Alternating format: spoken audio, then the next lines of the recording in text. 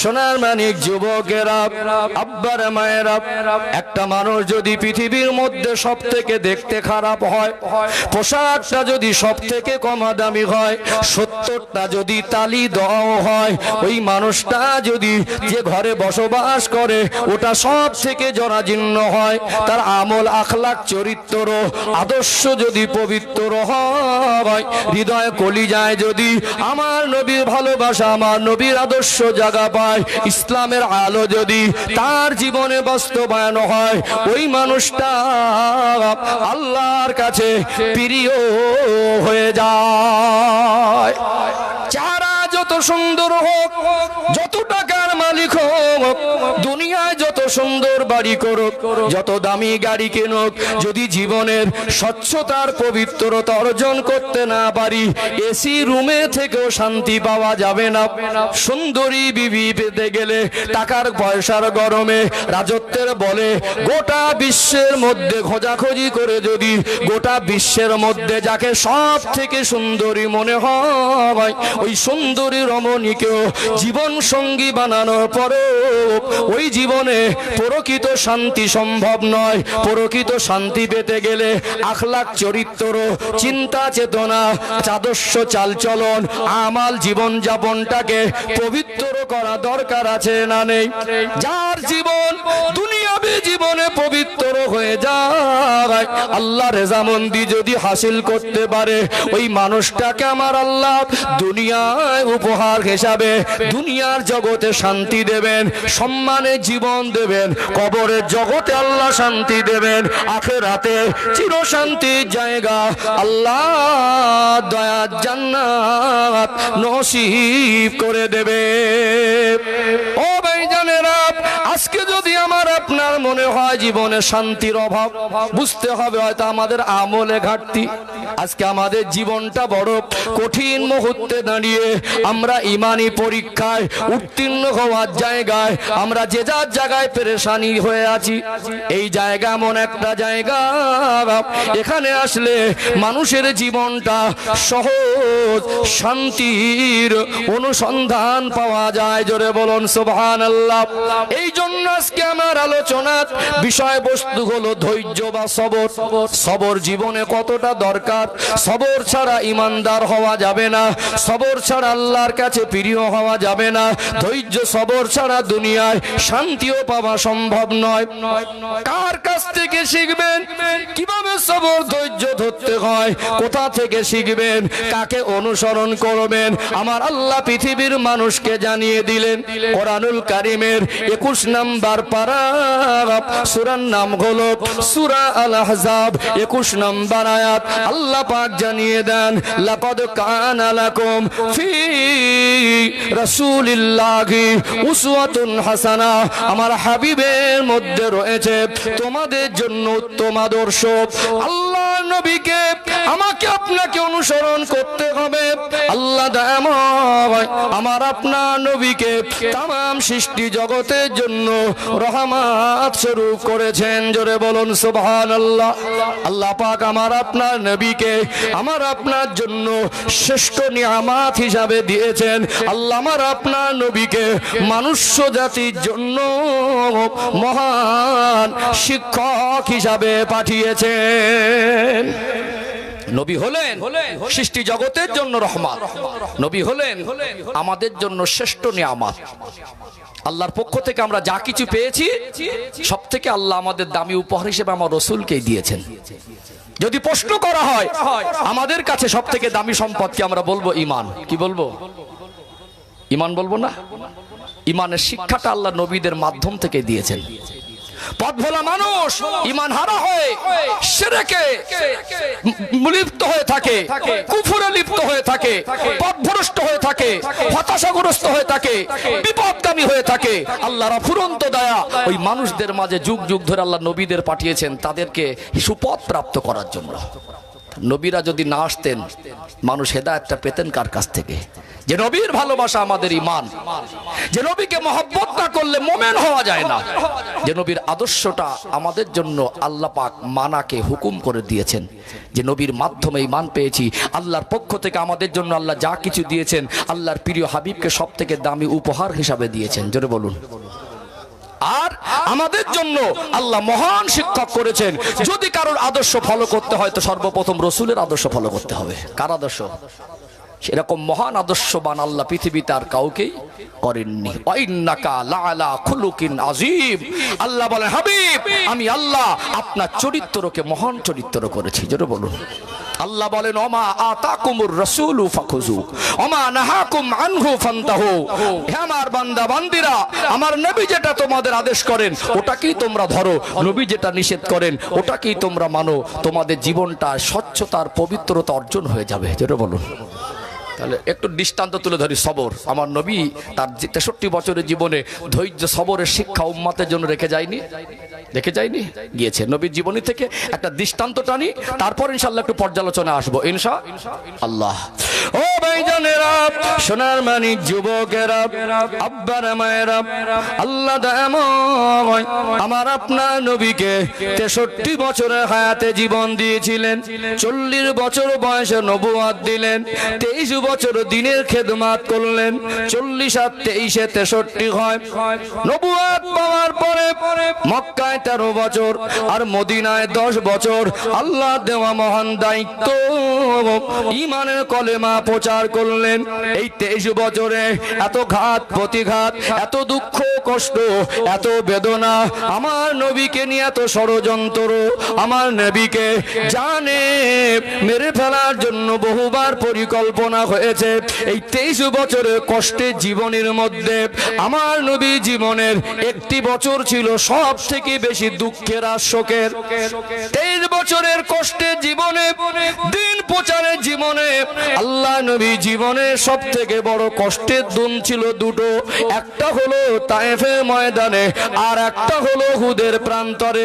আল্লাহ নবীর যে বছরে সব থেকে দুঃখ কষ্ট বেশি, যে বছরে সব থেকে শোক বেশি, যে বছরে আল্লাহ নবী সব থেকে বেশি কষ্ট পেয়েছিলেন, যে সময়, সেই সময় নবী আমার ধৈর্য সবর করেছেন।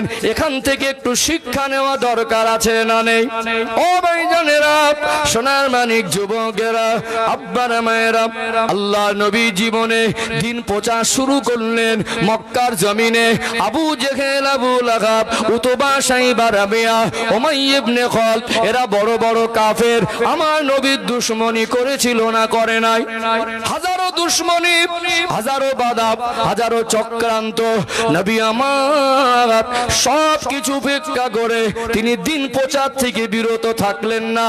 এত দুঃখ কষ্ট, এত ষড়যন্ত্র বাধার মাঝে আল্লাহর নবীর জীবনে দুটো মানুষ ছিল বড় সাহারা। একজন হলেন আল্লাহ নবীর চাচা আবু তালেব, আর একজন হলেন তামাম উম্মতের মা, উম্মাহাতুল মুমিনিন আম্মা জান হযরতে খাদিজাতুল কুবরা রাদিয়াল্লাহু আনহা। এই দুজনা মানুষ ছিলেন আল্লাহর নবীর অত্যন্ত কাছের, আল্লাহর নবীর জন্য ঢাল স্বরূপ। আল্লাহর নবীর জন্য ঢাল স্বরূপ।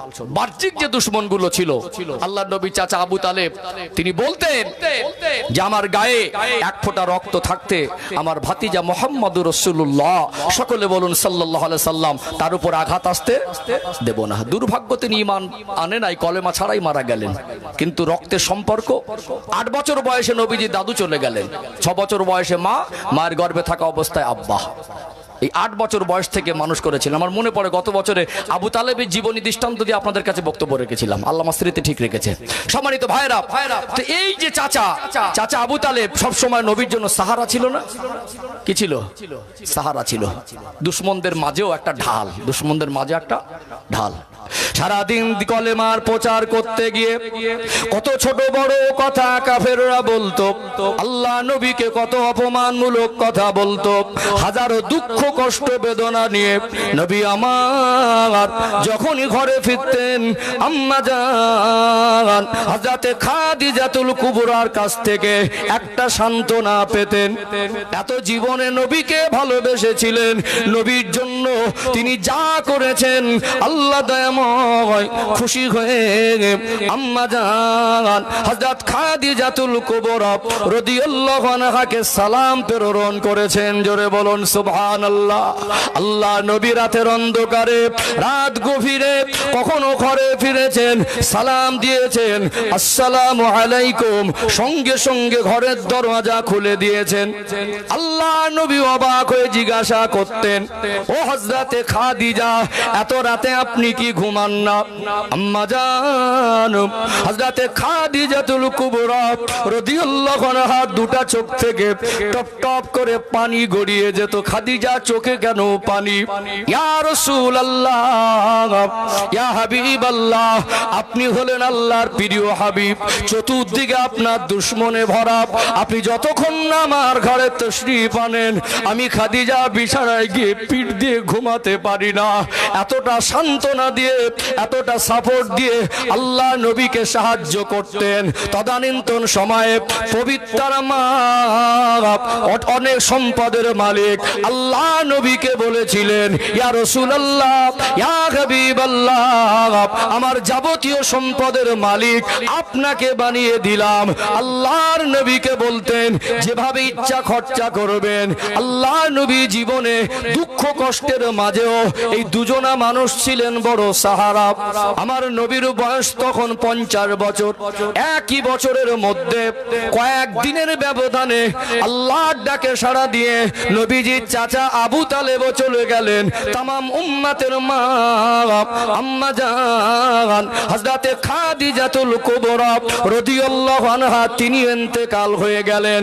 বলুন তো একই বছরের মধ্যে কয়েক দিনের ব্যবধানে যদি এমন দুটো গুরুত্বপূর্ণ মানুষ আল্লাহ নবীর কাছ থেকে আল্লাহর ডাকে সাড়া দিয়ে চলে যান, মনের মধ্যে কষ্ট আর দুঃখ বেশি হবে না কম হবে? বেশি হবে না কম হবে? 70 হলেও গ্রামে একটা মানুষ মারা গেলে শুনলে হৃদয়টা কাঁদে, কাঁদে না? হয়তো দূরে কোথাও আছেন, আসতে পাচ্ছেন না, খবর পেলেন আপনার গ্রামে একটা মানুষ মারা গেছেন, হয়তো তার সঙ্গে খুব আন্তরিকতা নেই, তবুও হৃদয় কাঁদে না? মনের মধ্যে একটা কষ্ট হয়। যাক, যদি বাড়ি থাকতাম হয়তো জানাজায় যেতাম, একটু তার পরিবারের কাছে গিয়ে দাঁড়াতাম, একটু লোকটাকে দেখতাম, একটু কবরস্থ করতাম, মনে হয় না? এমনও তো আমাদের জীবনে শোকের ছায়া নেমে আসে কখনো কখনো। একটা মানুষ বৃদ্ধ বাবা মা অসুস্থ, ছোট ছোট বাচ্চা ফুটফুটে বাচ্চাগুলো লেখাপড়া শিখছে, একটা বিবি আছে, ছোট ছোট ভাই বোন আছে, হঠাৎ যদি সংসারে ইনকাম করা রোজগার করা মানুষ ফুটফুটে একটা নজন তরুণ তাজা ছেলে আল্লাহর ডাকে কখন কাকে সাড়া দিতে হবে বোঝা যায় না। মারা যাবার পরে পরিবারটা ভেঙে পড়ে না?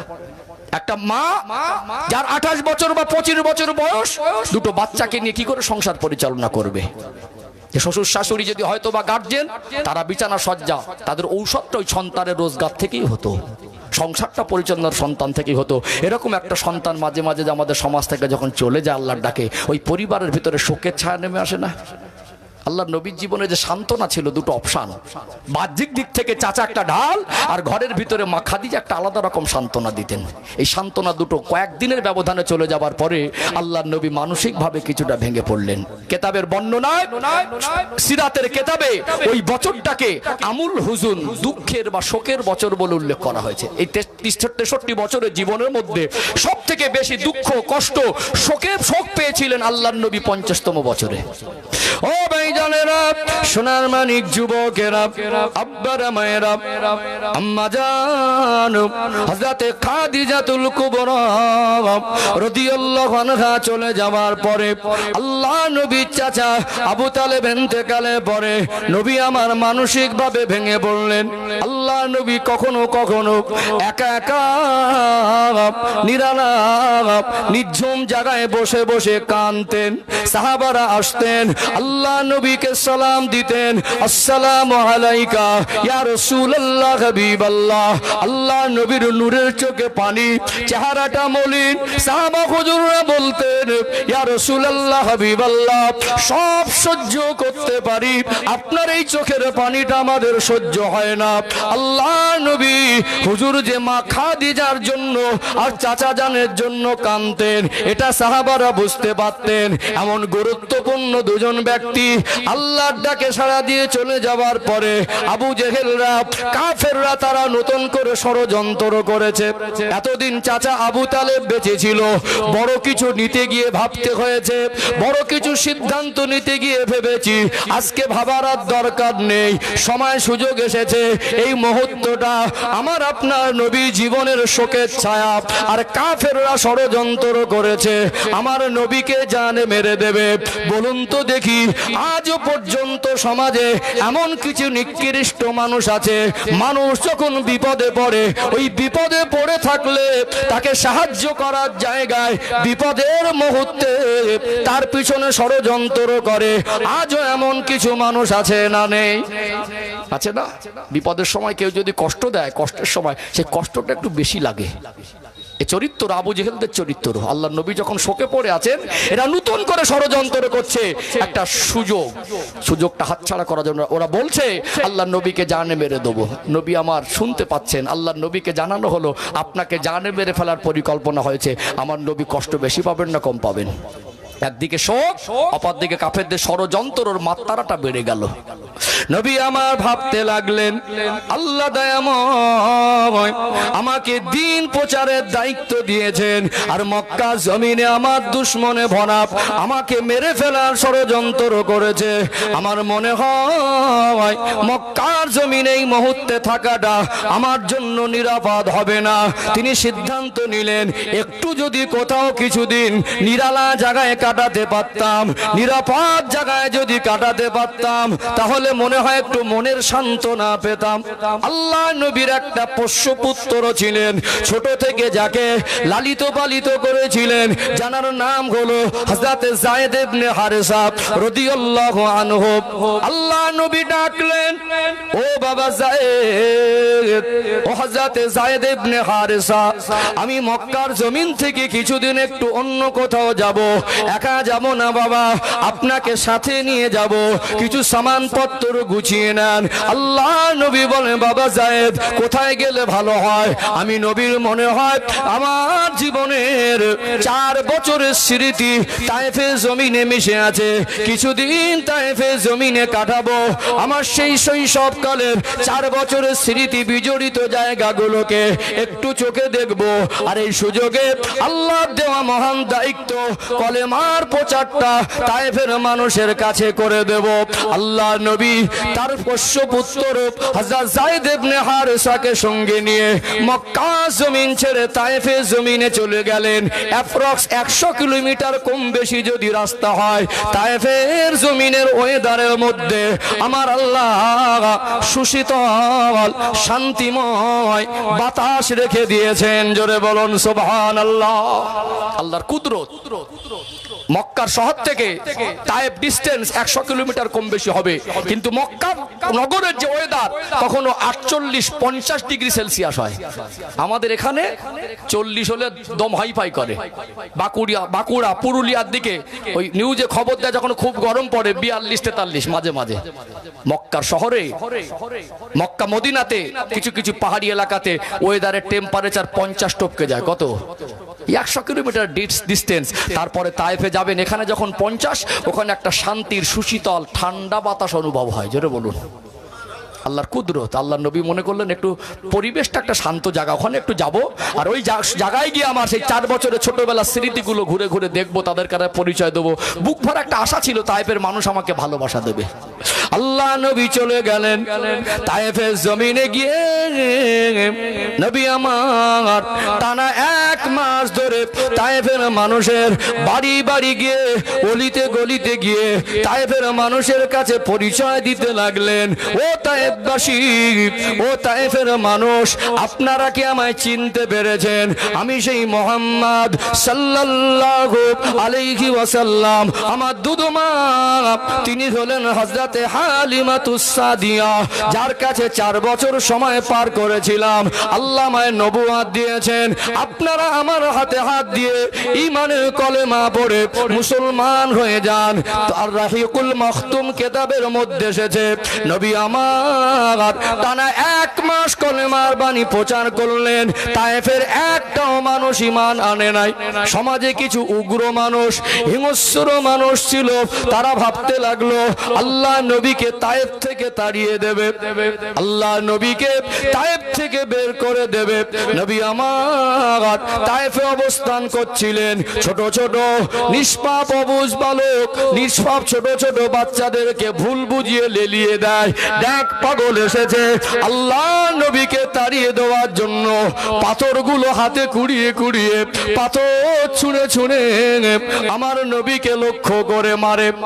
আল্লাহ নবী তো কোনো দোষ করেন নাই, আল্লাহ নবী তো তায়েফের মানুষের কোনো ক্ষতি করেন নাই, কোনো খারাপ কথা বলেন নাই, অন্যায় কথা বলেন নাই, তথাপিও আমার নবীকে পাথর ছুঁড়ে ছুঁড়ে মারে। দয়ার নবী, মায়ার নবীর পূর্ণিমার চাঁদের মতো চমকানো চেহারাটা পাথরের আঘাতে রক্তাক্ত হয়ে যায়। আল্লাহ রসুলের পোষ্য পুত্র হযরতে যায়েদ ইবনে হারেসা রাদিয়াল্লাহু আনহু আমার নবীকে জানের থেকে বেশি ভালোবাসতেন। আমার নবীর শরীরে পাথরের আঘাত দেখে বলেন, ইয়া রাসূলুল্লাহ, হাবিবাল্লাহ, এখানে থাকা যাবে না, বেরিয়ে চলুন। আল্লাহ নবীকে যত পাথর ছুঁড়ে ছুঁড়ে মারে নিজের সিনাটা পেতে দেয়। আল্লাহ নবী হাঁটতে লাগলেন। হযরত যায়েদ ইবনে হারেসা রাদিয়াল্লাহু আনহু হাঁটতে লাগলেন। 2.5 মাইল রাস্তা হেঁটেছিলেন, আর 2.5 মাইল ধরে পিছনে পিছনে পাথর ছুঁড়ে ছুঁড়ে মারছিলেন। আজ যদি মাইল থেকে কিলোমিটারে কনভার্ট করেন, 3.5 থেকে 4 কিলোমিটারের মতো রাস্তা। আল্লাহ নবীকে পিছন থেকে পাথর ছুঁড়ে ছুঁড়ে মারে। আল্লাহ নবীর গোটা শরীরটা রক্তাক্ত হয়ে গেল, খুন আর খুন হয়ে গেল। আমার রাসূলুল্লাহর পিরহান জুব্বা মোবারকটা রক্তে লাল হয়ে গেল। আমার নবীর শরীরে ক্ষত বিক্ষত হয়ে গেল, নালাইম জুতো মোবারকে রক্ত জমে গেল। আল্লাহ নবী এতটা জ্বালা যন্ত্রণা পাচ্ছিলেন, এতটা কষ্ট অনুভব করছিলেন, নবী আমার আর হাঁটতে পারেন না, আর দাঁড়াবার মতো ক্ষমতা নেই। শরীর থেকে এতটা রক্ত বেরিয়ে গেছে। আল্লাহ নবী অসুস্থ অনুভব করতে লাগলেন। একটা সময় নবী আমার আস্তে আস্তে আস্তে জমিনে আর হাঁটার কোনো ক্ষমতা নেই, জমিনের মধ্যে বেহুশ হয়ে পড়ে গেলেন। মানুষ এত নিষ্ঠুর হয়, মানুষ এত হিংস্র হয়। আল্লাহ নবী বেহুশ হয়ে গেছেন, ওই অবস্থায় পাথর ছুঁড়ে ছুঁড়ে মারে। তারা মনে করেছেন যেভাবে এত বেশি আঘাত করেছি, হয়তো আমার নবী আর বেঁচে নাই। আল্লাহ নবীকে ছেড়ে দিয়ে চলে গেল। হযরত যায়েদ ইবনে হারেসা রাদিয়াল্লাহু আনহু তিনি একা কি করবেন, অনেক কষ্ট করে আমার আপনার নবী দয়ার মায়ার নবীকে কোলে উঠিয়ে একটু একটা পাশে আঙুর বাগান ছিল, ওই আঙুর বাগানের একটু আড়ালে গাছের নিচে আশ্রয় নিলেন। আল্লাহ নবীর গোটা শরীরটা রক্তাক্ত। আমার রাসূলকে একটু আড়াল জায়গায় আঙুর বাগানের ভিতরে নিয়ে গিয়ে আল্লাহ রাসূলের মাথা মোবারকটা কোলের উপরে, আমার রাসূলুল্লাহ রক্ত মাখা চেহারা সহ্য করতে পারেন না। আমার রাসূলুল্লাহ কপাল মোবারকে চুমা দিতে লাগলেন।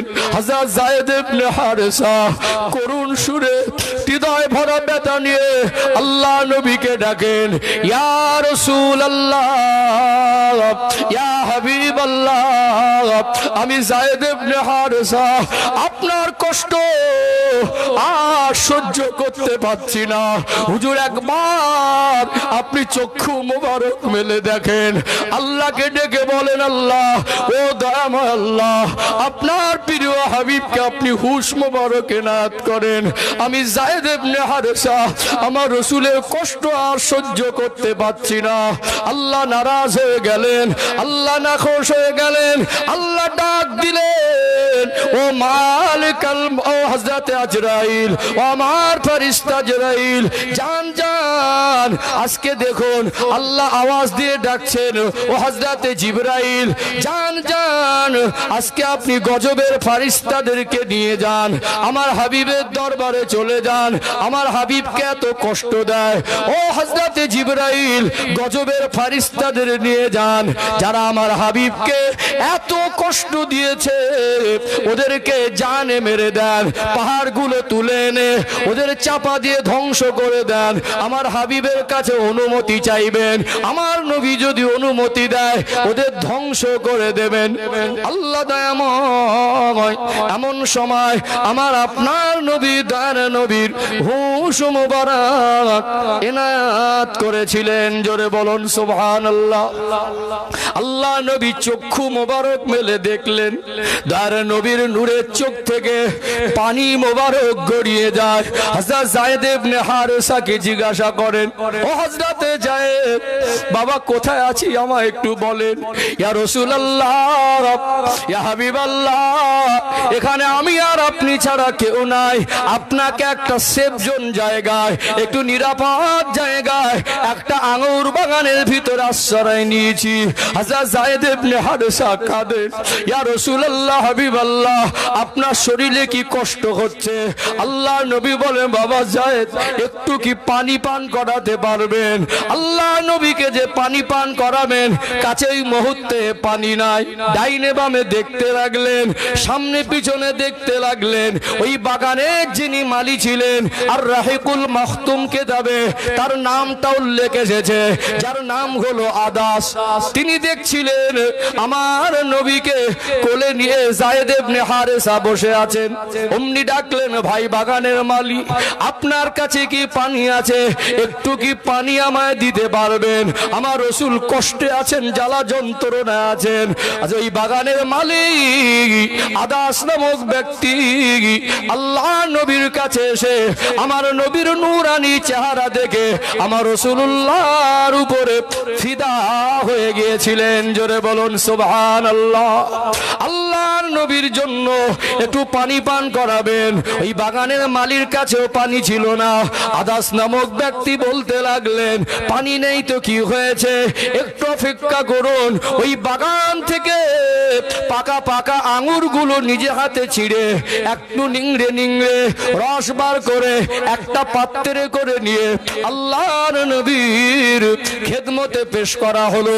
আল্লাহ নবী বলেন, হযরত যায়েদ, বাবা একটু আমাকে টেক লাগিয়ে উঠে বসিয়ে দেন। আল্লাহ নবীকে একটু বসিয়ে দেওয়া হলো। ডান হাতে আঙ্গুরের রসটা ধরলেন, বিসমিল্লাহ বলতে ভুললেন না।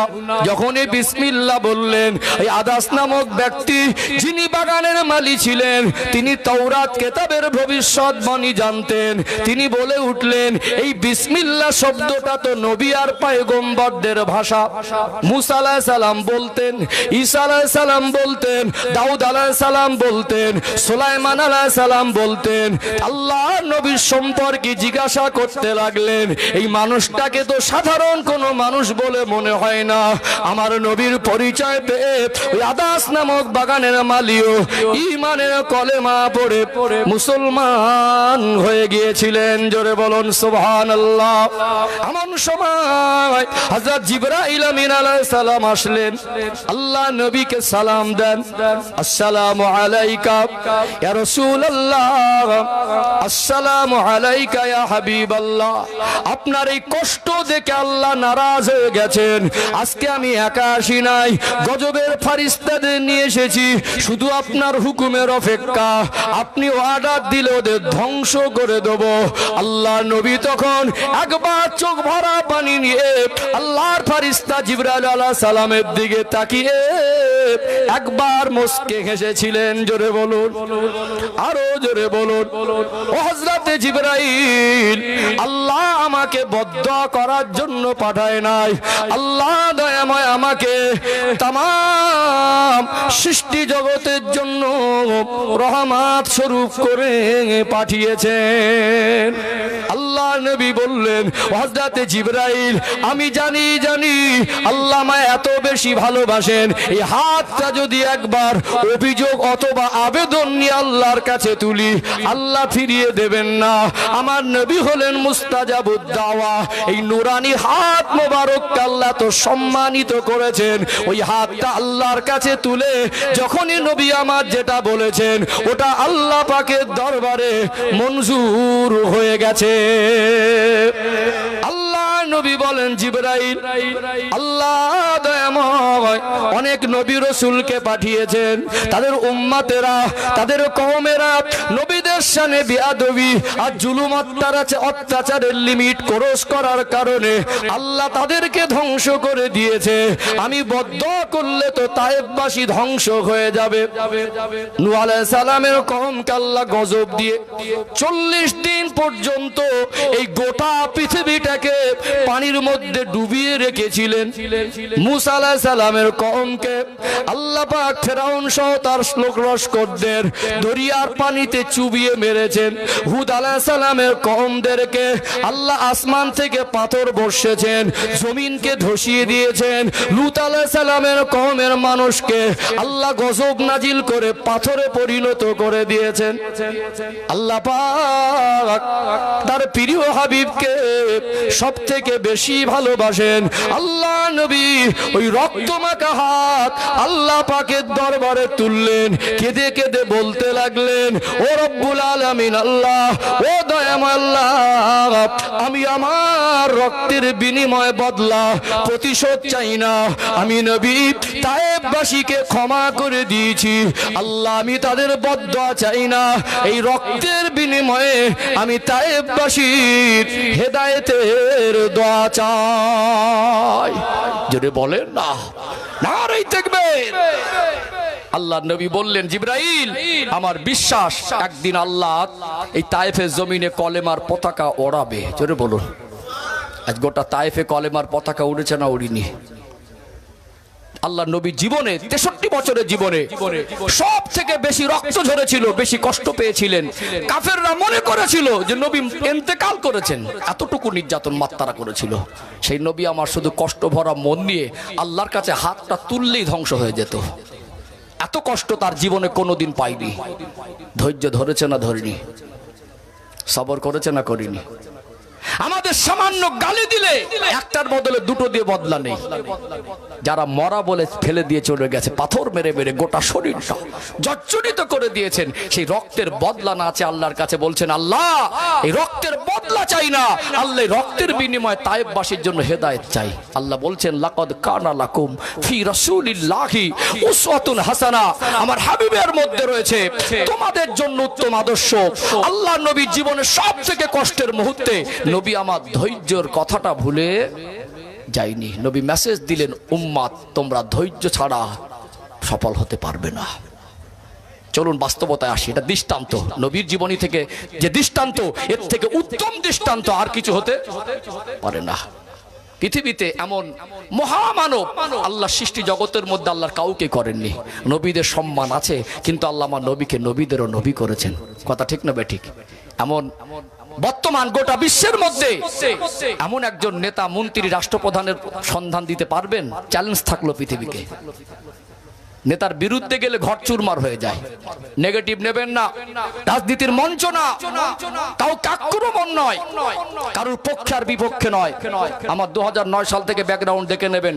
আমি রাজনীতির বক্তব্য স্টেজে করি না, সেখানে আমার কেউ খারাপ বলুক আর ভালো বলুক, আমি জাস্ট বোঝাতে চাইছি।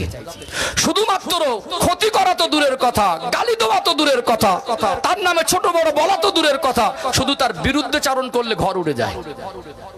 কথা মনে বুঝতে পারছেন না? আজকে ধৈর্য একটা আলাদা জিনিস। পৃথিবীর মানুষকে আল্লাহ শিক্ষা দিলেন, আমার হাবিবকে তোমরা অনুসরণ করো। কি করো? অনুসরণ। মানুষের জীবনের এই দাম্পত্য জীবন একটা পার্ট, বেশ কয়েকটা গুরুত্বপূর্ণ পার্ট তুলে ধরি আমাদের জীবনের অংশগুলো কাটা কাটা করে, যার কারণে আমাদের জীবনের ধৈর্য কতটা কমে গেছে না বেশি আছে, যার কারণে আমাদের যে ক্ষতিগুলো হচ্ছে সেগুলো একটু পর্যালোচনা দরকার আছে না নেই? প্রথম পয়েন্টে আলোচনা করি দাম্পত্য জীবন। কি জীবন? দাম্পত্য জীবন, সাংসারিক জীবন, স্বামী স্ত্রীর সম্পর্কের জীবন। এই দাম্পত্য জীবনটা মানুষের জীবনে একটা বড় পার্ট না ছোট পার্ট? দীর্ঘ পার্ট না? কি পার্ট? যদি গড় আয়ুষ হিসাব করেন ইসলামের দৃষ্টিকোণ থেকে তো আল্লাহ ডাক আসলেই চলে যেতে হবে। 2 দিন কা মেহমান খানা, আজ আছি তো কাল নেই। আমি যেখানে এখানে এসেছি সবাই জানেন টাইম শেষ হলে যাওয়ার জন্য ব্যস্ত হবে। কি আমার টাইম শেষ হলে হয়তো দুটো খাবার খেলাম আর না হয়তো চলে গেলাম। ঠিক আমরা আমাদের অবস্থান থেকে ঠিক দুনিয়াতে এরকম অস্থায়ীভাবেই আছে। আল্লাহর ডাক আসলে কারোর ক্ষমতা নেই, কোন শক্তি পৃথিবীতে নেই যে আল্লাহর ডাককে ফিরিয়ে দেবে। সম্মানিত ভাইরা, এই জীবনের যদি গড় আয়ু হিসাব করেন তারপরে দেখবেন দাম্পত্য জীবন একটা লম্বা জীবন। দাম্পত্য জীবন একটা অধিকাংশ প্রায় 3 ভাগের 2 ভাগ জীবনটা দাম্পত্য জীবনে কাটে না? যদি 22 বছর বয়সে বিবাহ করেন তা আল্লাহ যদি 62 বছর বয়স দেন তো বা 60 বছরও যদি গড় পান 65 বছর, সেটা তো 3 22 66 হয়ে যায় না? এই দাম্পত্য জীবনে কি আমাদের শান্তি আছে? একটু হ্যাঁ দেন না। বাইরে কুটুম বাড়ি যাই ভালো জামা কাপড় পরে, ভালো গাড়ি দিয়ে, ভালো সাজসজ্জা করে, কিন্তু ঘরের ভিতরে কি শান্তি আছে? নেই। যত অশান্তি, যত ডিভোর্স, যত আজকে দুনিয়ার জীবনে পেরেশানি, এই দাম্পত্য জীবনের ভিতরে উভয়ের মধ্যে ধৈর্য কমের কারণ। বাস্তবতা মেলান, একটু পাট পাট করে তুলে ধরি, পরিষ্কার হয়ে যাবে। পুরুষ মানুষকে আল্লাহ এমন ভাবে সৃষ্টি করেছেন, পুরুষ মানুষ খুশি মনে সংসারের বোঝাটা ঘাড়ে উঠিয়ে নেয়। খুশি মনে, কি মনে? খুশি মনে। দেখবেন নিজের কাপড়টা যদি পুরনো হয়ে যায় না, ওটা কেনার আগে পরিবারকে সুখী দেখতে চায়। নিজে একবেলা না খেয়ে থাকলে পরিবারের মুখে হাত তুলে দিতে চায়। একটা মানুষ 4 ঘন্টা 5 ঘন্টা 6 ঘন্টা, কেউ মাটি কোপানো কাজ করে, কেউ রাজমিস্ত্রির জোগাড়ে কাজ করে, কেউ রাত জেগে নাইটের কাজ করে, কেউ জাল টানা পুকুরে ঠান্ডায় বর্ষায় কাজ করে না? কষ্ট বেশি না কম? কষ্ট বেশি। যে মানুষটা এত পরিশ্রম করেছে, বাড়িতে এসেছে গেঞ্জি নিংড়ালে টপ টপ করে ঘাম বের হবে, ওই কষ্টের টাকা এনে আব্বাকে একটু ঔষধ কিনে দিয়ে 1 কিলো গোশত এনে ছোট ছোট বাচ্চাদের মুখে হাসি দেখে বিবির একটা আবদার পূরণ করে ওই টাকাটা হাতে তুলে দিয়ে তাদের ওই হাসি মুখটা দেখলে মনে হয় তখনও গায়ের ঘাম জোড়ায়নি, কিন্তু কষ্টটা যেন নিবারণ হয়ে গেছে। হয় না? একটা পুরুষ মানুষের ঘাড়ে সংসারের বোঝা, দেশে কাজ না হলে বিদেশ পর্যন্ত চলে যায় না? একটু বিবি বাচ্চাকে নিয়ে পরিবারকে নিয়ে ভালো থাকবো খুশি মনে। কিন্তু এই মানুষটা কখনো সংসার চালাতে গিয়ে দেনা হয় না? কখনো শরীর অসুস্থ, কথা দেওয়া আছে কাজে গিয়ে জয়েন করতে হয়, কখনো পরিশ্রম করেও যার কাছে কাজ দিয়েছে তার মন ওঠে না, কখনো 2 পয়সা বেশি কামানোর জন্য ওভার টাইম কাজ করতে হয়।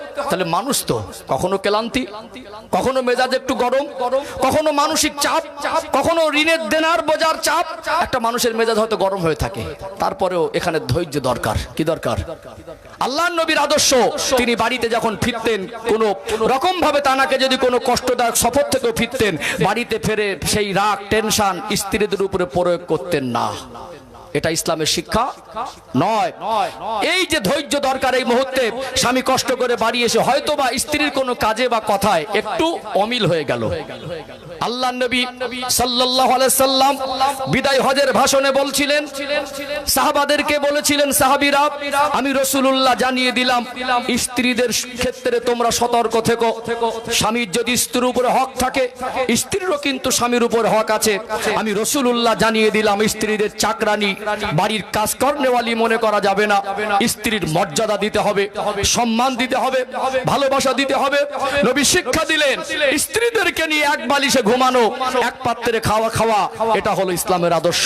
আল্লাহর নবী তার নুরানি হাত দিয়ে স্ত্রীদের মুখে খাবার উঠিয়ে দিতেন, ভালোবাসা দিয়ে। অভাবের জীবনে একবেলা না খেয়ে 3 দিনের অধিক বাড়িতে রান্না না হয় শান্তির জীবন বাস্তবায়ন করে পৃথিবীর মানুষকে মেসেজ দিলেন, গোটা বিশ্বকে দাম্পত্য জীবনে অ্যাডজাস্ট টেস্টিং দরকার, দাম্পত্য জীবন উভয়ের মধ্যে সবর দরকার, দাম্পত্য জীবনে একে অপরের প্রতি ভালোবাসা দরকার। কিন্তু আমরা গরম হয়ে যায় সব 440 ভোল্টেজ, বাড়িতে এসে স্ত্রীর উপরে যত রাগ টেনশনটা প্রয়োগ করি। কিছু কিছু আমাদের ভাইদেরকে দেখা যায় গালাগালিটা একটু অতিরিক্ত বেশি দেয়, মা তুলে, বাপ তুলে, গোষ্ঠী তুলে, খানদান তুলে, বংশ তুলে। এই গালাগালি দেওয়া তো ইসলামের আদর্শ নয়।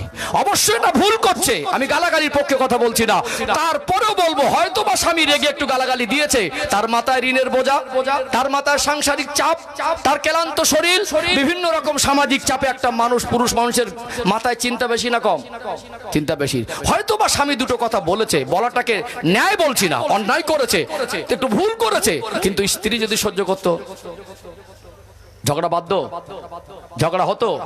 আমাদের ঘরের বৌমারা, চাচিমারা তো কেউটে সাপের থেকে ভিজ বেশি। স্বামী গালাগালি দিল, একটা দিলে উল্টে তার বদলা যতক্ষণ না ঠান্ডা হয় না। কিছু কিছু মা, চাচিমার, ভাবি আছে মারাত্মক জিনিস, তর্ক এত বেশি করে মনে হবে মেশিন চলছে।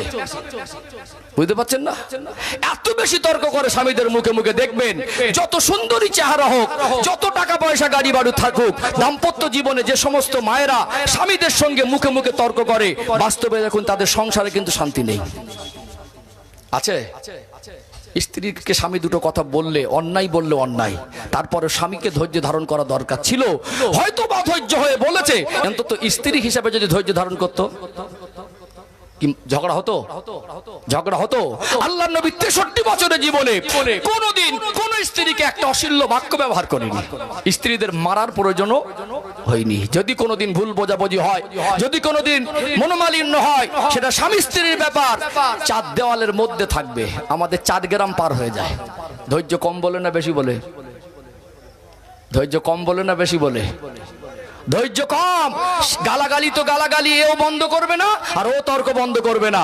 একটা সময় সংসারটা একেবারে আগুন হয়ে আছে, কারুর কথার ওখানে চলে না, যে যার মতো চলে।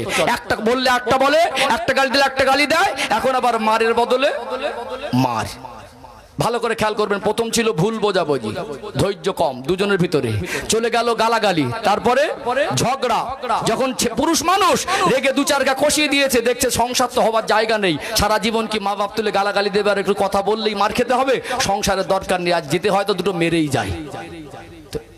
যখন স্বামী উল্টো পাল্টা মারছে, 2-4 ওর মতো কষিয়ে দিয়েছে, রাগ করে দুটো নিষ্পাপ ছোট ছোট বাচ্চাকে নিয়ে বাপের বাড়ি। বাপের বাড়ির যে অবস্থা, আব্বা অসুস্থ, ঔষধ কেনার পয়সা পায় না, এই দুটো বাচ্চাকে নিয়ে একটা মেয়ে যদি সেই বাপের ঘরে ওঠে, বাপ কি মেয়েটাকে আর নাতি পুতি দুটোকে মানুষ করতে পারবে? পারবে না। এখন দুজনের মধ্যে এ বলছে সংসার করবো না, ও বলছে মানুষ না, ও বলছে মানুষ না। কি হলো? পাশ থেকে কেউ যুক্তি দিলেই দেখ তোর আব্বার তো অবস্থা ভালো না, কেস করে দে, খোরপোশের মামলাটা তো পাবি। 4 বছর মামলা চললো, একটা সময় গিয়ে ডিভোর্স হয়ে গেল। কিসের কারণে? ধৈর্য কম বলে না বেশি বলে? কম বলে না বেশি বলে? আজকে এই যে ডিভোর্স, তালাক হচ্ছে, ভাবতে পারেন আজকে আমাদের সমাজে যদি সেইভাবে খতিয়ে দেখেন, বহু স্বামী স্ত্রীর মধ্যে এমন পরিস্থিতি কঠিন হয়ে আছে, স্ত্রীকে তালাক দেওয়ার পরেও সমাজের মানুষের কাছে বলে না যে তালাক দিয়েছি। ঠিক বলছি না ভুল বলছি? স্ত্রী তালাক হয়ে আছে, রাগে 3 তালাকের জায়গায় 30 তালাক দিয়েছে, তারপরে সমাজে বলেন, যখন জেনে যায় তখন একটু গরম হয়ে গিয়ে সেটা বাস্ট হয়। অনেকে তালাক দিয়েও সংসার করছে। কথা কি ঠিক বলছি না ভুল বলছি? একবার হিসাব মেলান তো কি হলো? শুধু ধৈর্য কমের কারণে, সবর কমের কারণে একটা পরিবারে দুটো ফুটফুটে বাচ্চা, একটা সাজানো গোছানো সংসার, সেই বাড়িতে স্বামী স্ত্রীর দিন আনা দিন খাওয়া হলো, সংসারে শান্তি পাওয়া সম্ভব ছিল।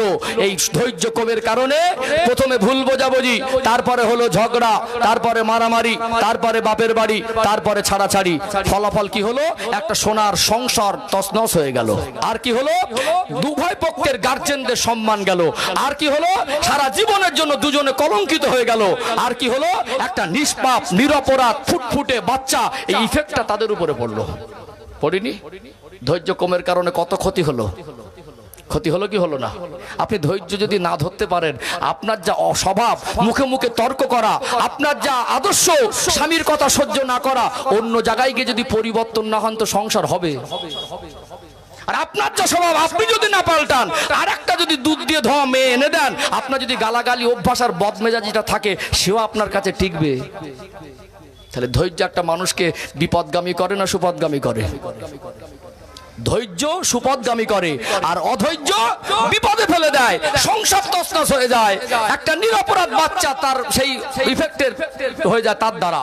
আজকে বলুন, একটা মা যদি চলে গিয়ে অন্য জায়গায় বিবাহ করে, বয়স কম, অন্য জায়গায় স্বামী তার ছেলেগুলোকে যদি মেনেও নেয়, নিজের সন্তান আর অন্য সন্তানকে সেই চোখে দেখতে পারবে? অনেকে নানার বাড়ি রেখে দিয়েছে, মা অন্য জায়গায় বিয়ে হয়েছে।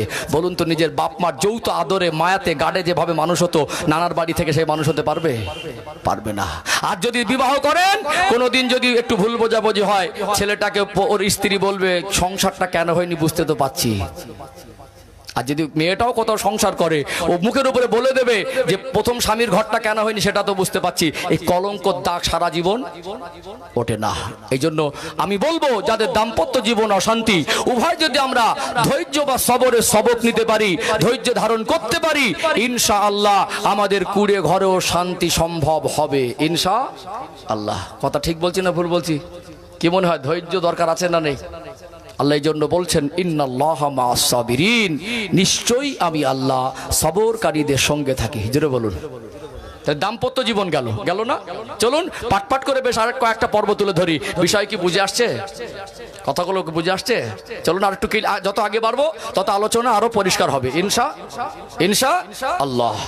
ও ভাইজানেরা, সোনার মানিক যুবকেরা, আব্বারা মায়েরা, যেহেতু আলোচনার আজকে বিষয়বস্তু হলো ধৈর্য অথবা সবর, আল্লাহ পাক কোরআনুল কারিমে 29 নম্বর পারার শুরুতে একটি সূরা দিলেন। সূরার নাম হলো সূরাতুল মুলক। এটা কোরআনুল কারিমের 114টি সূরার ভিতরে 67 নম্বর সূরা। সূরাতুল মুলকের 2 নম্বর আয়াতে আল্লাহ পাক বলেন, আল্লাযী খলাকাল মাউতা ওয়াল হায়াতা লিয়াবলুয়াকুম আইয়ুকুম আহসানু আমালা। আমি আল্লাহ হায়াত আর মউতকে এই জন্য সৃষ্টি করেছি যাতে বান্দা বান্দিকে পরীক্ষা করতে পারি যে কতটুকু নেক আমল করে আসে। দুনিয়াতে আল্লাহ দয়াময় আমাদেরকে পরীক্ষা করার জন্য পাঠিয়েছেন। কখনো আল্লাহ রোগ দেন, কখনো আল্লাহ দুনিয়ার সম্মান দেন, কখনো দুনিয়া অর্থ দেন, কখনো অভাব দেন, কখনো মুসিবত দেন, কখনো অসুস্থতা দেখা যায়। দুনিয়াতে আমরা যে হালাতে আছি না কেন, যে যার জায়গা থেকে হলো পরীক্ষার্থী। বলুন তো, এমনও বহু মানুষ আছে আল্লাহকে আল্লাহ বলে ডাকে না, আল্লাহকে স্বীকার করে না রব বলে, তারপরেও দুনিয়াতে তারা সুখ শান্তিতে আছে না নেই? এমনও মানুষ আছে দুনিয়ায় দাপট দেখিয়ে হারাম কাজ করে, জুলুম করে, তারপরেও তাদের সুখ শান্তি আছে। আবারও কিছু মানুষকে দেখবেন, একটা মানুষ 5 ওয়াক্ত নামাজ পড়ে, ধার্মিক মানুষ, খোদাভীরু মানুষ, দিনের পথে প্রতিষ্ঠিত, তারপরেও দেখা যায় লোকটার পদে পদে বিপদ আল্লাহ দেন পরীক্ষা স্বরূপ, সুখ আল্লাহ দেন পরীক্ষা স্বরূপ।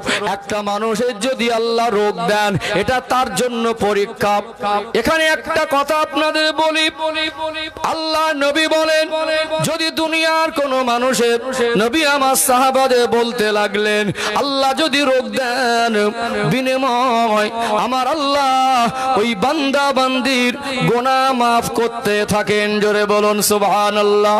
আল্লাহ নবী বলতে লাগলেন, ও বাবা সাহাবীরা, তোমাদের পায়ে যদি সামান্য একটা কাঁটা ফোটে, ওই কাঁটা ফোটার বিনিময়ে যতটুকু সামান্য ব্যথা অনুভব করো, ওই সামান্য ব্যথা অনুভব করার বিনিময়ে আমার আল্লাহ গুনাহ মাফ করতে থাকেন।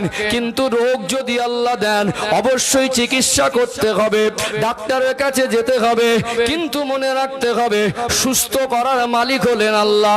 সুস্থ করার মালিক কে? সবাই মিলে বলেন কে? সুস্থ চাইতে হবে কার কাছে? রোগ হয়েছে, আল্লাহ তাকে পরীক্ষা নিচ্ছেন, আল্লাহ তাকে গুনাহ মাফের অপশন দিয়েছেন, আল্লাহ তাকে গুনাহ মাফ করার জন্য আল্লাহ তাকে রোগ দিলেন। এই রোগকে কেন্দ্র করে সমাজের এক শ্রেণীর মানুষ মাতব্বারি করে উল্টো পাল্টা কথা বলে। একটা মানুষ যদি হঠাৎ কোনো কঠিন বা জটিল রোগে পড়ে যায়, প্রত্যেকটা মানুষ সবার কাছে প্রিয় হতে পারে না। হয়তো বা লোকটা কোনোদিন ন্যায় কথা কথা হক কথা বলার কারণে অনেকে সহ্য হতো না। ওই মানুষটা হয়তো বা বিচার করতে গিয়ে ন্যায় বিচার করেছিল, তার পক্ষে রায়টা যায়নি। এখন এই লোকটা যেই বিপদে পড়েছে, রোগে আক্রান্ত হয়ে গেছে, এখানে চায়ের দোকানে বসে ফতোয়া দেয়, দেখেছিস আল্লাহর নাকি বিচার নেই, মালটা এবারে জব্দ হয়েছে। বলে না, বলে না? একটা মানুষকে আল্লাহ রোগ দিলেন, পাশ থেকে একজন মন্তব্য করছে আল্লাহর নাকি বিচার নেই। এটা একটা দিক, সামাজিক যে বাস্তবতাগুলো তুলে ধরছি। দুনিয়ায় কোন মানুষকে আল্লাহ যদি রোগ দেন, ওই রোগ দেওয়ার পরে অসুস্থ হয়ে গেলে দুনিয়ার অন্য কোন মানুষ ওটা যে আল্লাহর বিচার, ওটা যে আল্লাহ সাজা দিচ্ছেন, এই কথা বলার অধিকার ইসলাম কাউকে দেয় নাই। চলুন দৃষ্টান্ত তুলে ধরে। আল্লাহ দয়াময় আমার আপনার নবী, দয়ার নবী, মায়া নবীকে যদি না বানাতেন, কুল কায়নাত বানাতেন না। আল্লাহ সৃষ্টি জগতের মধ্যে আমার আল্লাহ আমার রসুলকে সব থেকে বেশি ভালোবাসেন। আমার নবী আল্লাহর কাছে সব থেকে পিয়ারা। আল্লাহ তানাকে সৃষ্টি জগতের মধ্যে শ্রেষ্ঠ সম্মানিত করেছেন। আমরা সাধারণ মানুষ, আল্লাহ সাধারণ মানুষদের জন্য নবীদেরকে পাঠিয়েছেন। সাধারণ মানুষ আর নবীরা এক পাল্লায় তুলে দেওয়া যাবে না। সাধারণ মানুষের জীবনে গোনা আছে, কুল্লু নবিয়্যিন মাসুম, কিন্তু নবীদের জীবনে গোনা নাই। প্রত্যেকটা নবী হলো গোনা থেকে পবিত্র। আল্লাহ দয়াময় আমার রাসূলের শানে বলেন, কদ গফারাল্লাহু মা তাকদ্দামা মিন যামবিকা ওয়া মা তাআখার।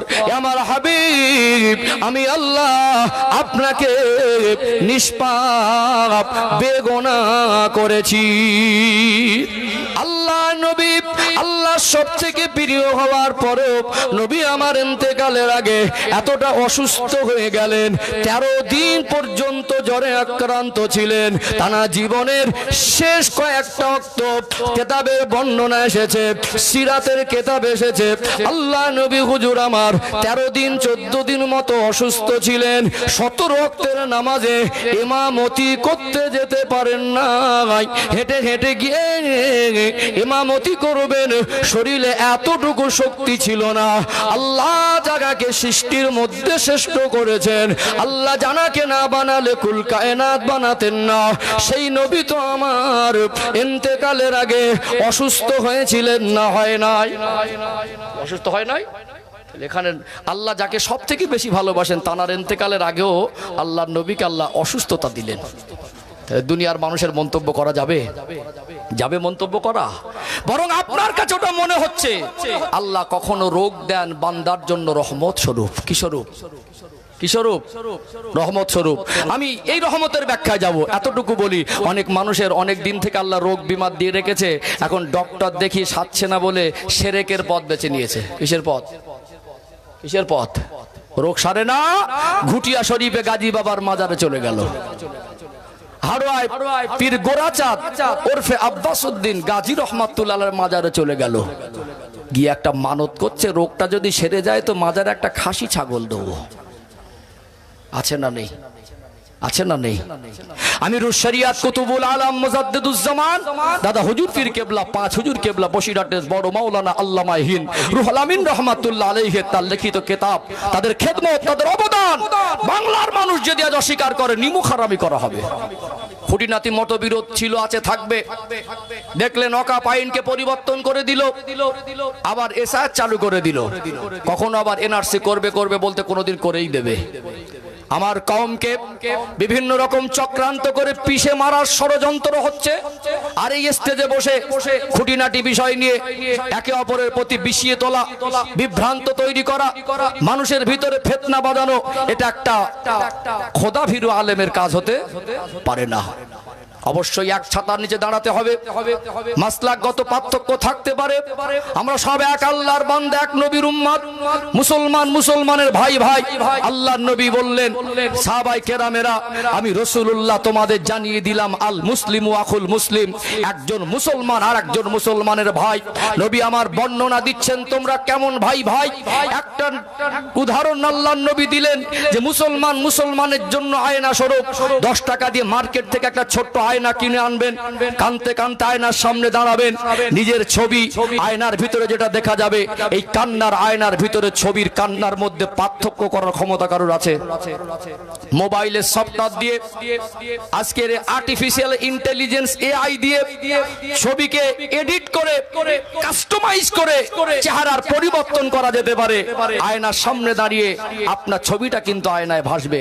আজ থেকে 1400 বছর আগে সর্বকালের সর্বযুগের সর্বশ্রেষ্ঠ মহামানব, যিনি সৃষ্টি জগতের জন্য রহমত, ইমামুল আম্বিয়া, খাতামান নবিয়্যিন, সাইয়্যিদুল মুরসালিন, নূরে মুজাসসাম, রাহমাতাল লিল আলামিন, প্রিয় রাসূলের 63 বছরের জীবনের জবান থেকে বর্ণিত প্রত্যেকটা সেন্টেন্স, প্রত্যেকটা বাক্য, প্রত্যেকটা শব্দ, প্রত্যেকটা লাইন এত দামি, গোটা পৃথিবীর মানুষ যদি তার জীবনী নিয়ে গবেষণা করেন, পৃথিবীর মানুষ যত তার জীবনে স্টাডি করবে, তার হৃদয়ের দরজা খুলবে, অন্তরের চোখের আলো বৃদ্ধি পাবে।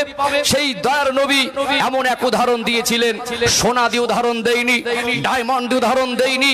নবী বলেছিলেন, সাহাবীরা, আমি রাসূলুল্লাহ তোমাদেরকে রেখে যাচ্ছি, তোমরা আমার উম্মত, ইমানদার ইমানদার এইরকম ভাই, একজন আর একজনের জন্য আয়না স্বরূপ। নবী বুঝিয়ে দিলেন, আয়নার ভিতরে ছবি পরিবর্তন হয় না। আয়নার সামনে দাঁড়িয়ে হাসবে, নিজের ছবি আর ওই ছবির মধ্যে পার্থক্য করা যায় না। এখানে মুসলমান মুসলমানের হাসিতে হাসতে হবে, মুসলমান মুসলমানের দুঃখে সমপরিমাণ দুঃখিত হতে হবে। এটা আল্লাহর নবীর শিক্ষা। কাউকে অট্টহাসি করা নয়, কাউকে অপমান করা নয়, কাউকে আক্রমণ করা নয়। আল্লাহর নবী বিদায় হজের ভাষণ দিচ্ছিলেন। নবী আমার এই নূরানি পূর্ণিমার চাঁদের মতো চমকানো চেহারা নিয়ে জাবালে রহমত পাহাড়ের পাদদেশে বক্তব্য দিচ্ছিলেন। লক্ষাধিক সাহাবা পূর্ণিমার চাঁদের মতো চেহারা চমকাচ্ছিল। আল্লাহর নবী বারবার বলছিলেন, আলবিদা আলবিদা আলবিদা, হতে পারে এটা জীবনের শেষ বিদায়, আল্লাহ আমায় হায়াতে রাখবেন, আবার হজ করব, এত মানুষকে পাবো, মজলিসে এইভাবে কথা বলবো, এটা নাও হতে পারে। সাহাবারা আমার কথাগুলো মনোযোগ দিয়ে শোনো। নবী বলছিলেন, সাহাবীরা আজকে কোন দিন? সাহাবারা জানতে হজের দিন। আল্লাহর নবীর কথার বলার ভঙ্গিমা, নবী কত দরদ মাখা কণ্ঠে বলছিলেন, সাহাবারা এটা কি হজের দিন নয়? হ্যাঁ ইয়া রাসূলুল্লাহ, এটা হজের দিন। নবী আবার ঘুরিয়ে বলছেন, সাহাবীরা এটা কোন মাস বলেন তো, এটা কি হজের মাস নয়? সাহাবারা বললেন, হ্যাঁ ইয়া রাসূলুল্লাহ, এটা হজের মাস। নবী বলছেন, আমি ঘোষণা দিচ্ছি, হজের দিন যেমন মহান, হজের মাস যেমন মহিমাপূর্ণ, আল্লাহর কাবা যেমন পবিত্র, প্রত্যেকটা মুসলমানের সম্মান, সম্পদ আর রক্ত ওই রকম পবিত্র।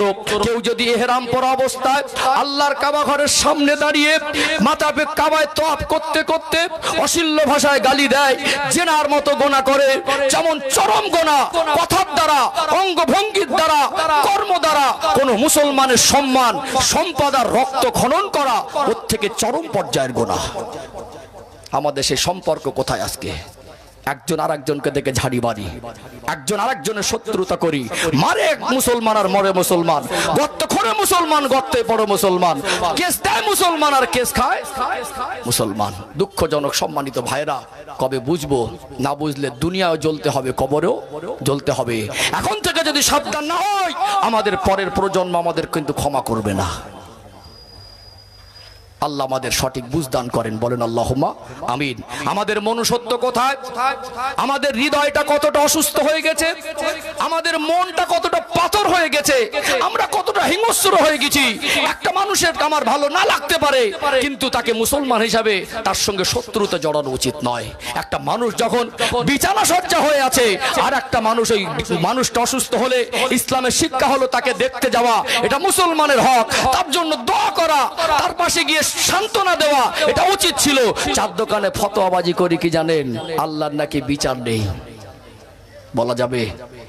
হট করে পড়লো আর মরল, তওবা নসিব হয়েছে কিনা, ওযু আছে কিনা, ওয়াক্তের নামাজটা আগে রক্ত পড়েছে কিনা, এইটুকু তো বলার গ্যারান্টি নেই।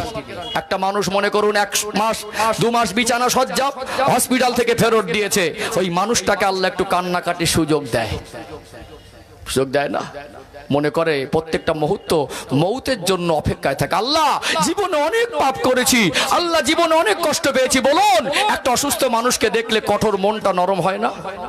নরম হয় না? যত বড় পাষাণ হৃদয়ের মানুষ হোক, একটা অতিরিক্ত অসুস্থ মানুষের পাশে গেলে তার হৃদয়ের ভিতরে একটা পরিবর্তন হবেই হবে, হবে না? একটুখানির জন্য মনটা অন্যরকম, সঙ্গে সঙ্গে হয়ে যায়, অ্যাকশনটা হয়। আর একটা মানুষ যদি অসুস্থ মানুষকে দেখে তার মন এতটা নরম হয়, আল্লাহ বলে বান্দা আমি আল্লাহ তোকে পবিত্র করে আমার কাছে ডাকবো বলে তোকে একটু অসুস্থ দিয়েছি, তুই যে অসুস্থ হয়ে বিছানা সজ্জা হয়ে আমাকে ডাকবি, আল্লাহ আমায় মাফ করে দেন, আল্লাহ আমায় ক্ষমা করে দেন, আল্লাহ আমাকে ক্ষমা করে কাছে ডাকেন। কতবার তওবা পড়ে, কতবার আল্লাহর কাছে মাফি চায়, আল্লাহর ওই 2 ফোঁটা চোখের পানি অসুস্থ অবস্থায় কবুল করে নিষ্পাপ করে নেয়। জোরে বলুন, আল্লাহ তাকে সুযোগ দিচ্ছেন ক্ষমা চাওয়ার। তারপরে দেখবেন বান্দার হক, যার সঙ্গে কথা হতো না, একটা সময় মনটা ভেঙে গেছে, ছেলেদের বলছে কোচি ওই তো চাচাটাকে ডাকতো, ডেকে বলছে ভাই আমি হয়তো চলার পথে বলার পথে তোকে কষ্ট দিচ্ছি, আমাকে মাফ করে দে। এই বান্দার হকটা মাফ করার সুযোগ আল্লাহ দেয়, দেয় না?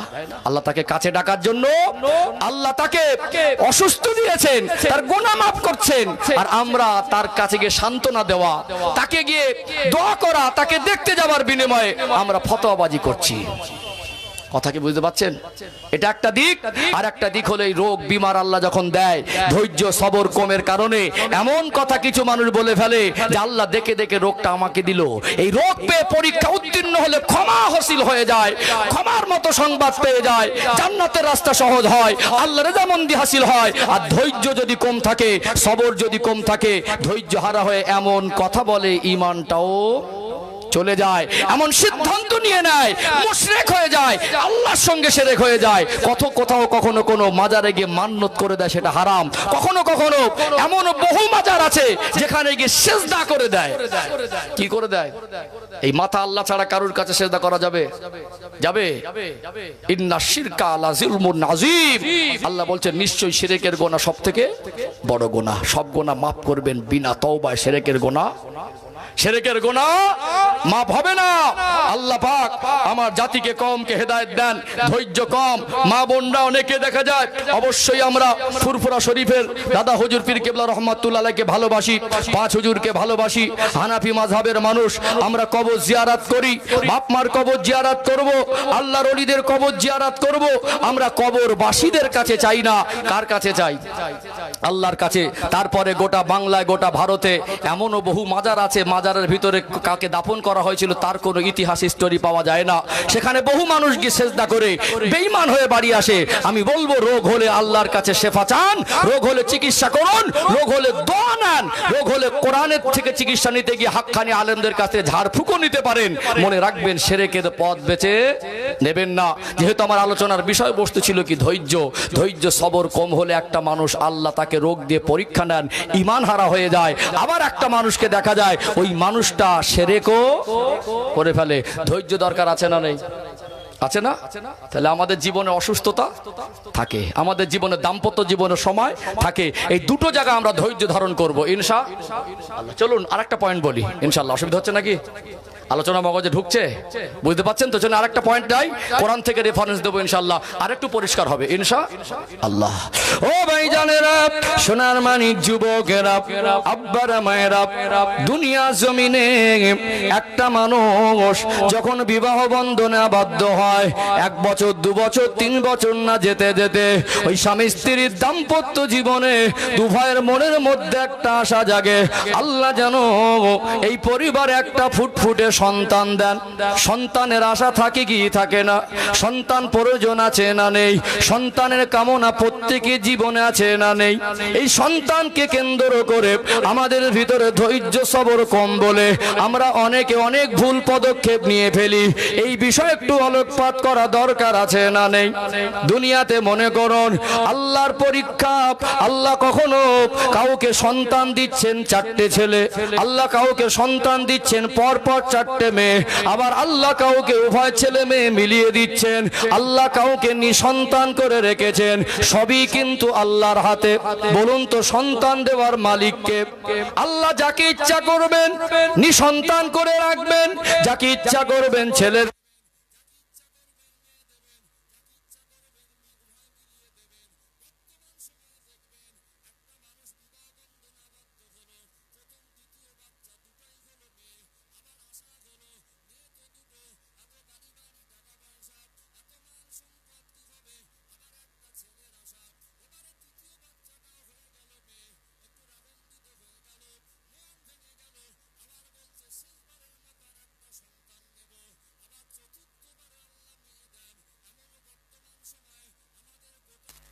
চিত্রে দেখা যায় কি যায় না? দেখা যায় না? পরপর 3-4টে মেয়ে হয়েছে বলে আমাদের ধৈর্য কম। আল্লাহর পরীক্ষার জায়গায় আমরা ধৈর্য হারা হয়ে গিয়ে সপরিবারে ওই নিরপরাধ একটা মানুষের উপরে, সন্তানের মা অর্থাৎ ওই বউবার উপরে আমরা শারীরিক মানসিক টর্চার করতে দেখি। ঠিক বলছি না ভুল বলছি? মাথায় টুপি দিয়ে ঘুরলে কি হবে? বেই বাড়ি গিয়ে আতর মেখে ঘুরলে কি হবে? ওর আসল চরিত্র তো বৌমাই বলে দেবে। বুঝতে পারছেন না? বিন আমার মায়েরা স্বামীর সঙ্গে যে ভালো আচরণ করতে পারে না এমন নয়। মার্কেটিং করতে গিয়ে দোকানদারের সঙ্গে এত ভালো করে ভদ্রভাবে কথা বলবে, মনে হবে এত ভালো মানুষ মানে দুনিয়া খুঁজে পাওয়া যাবে না।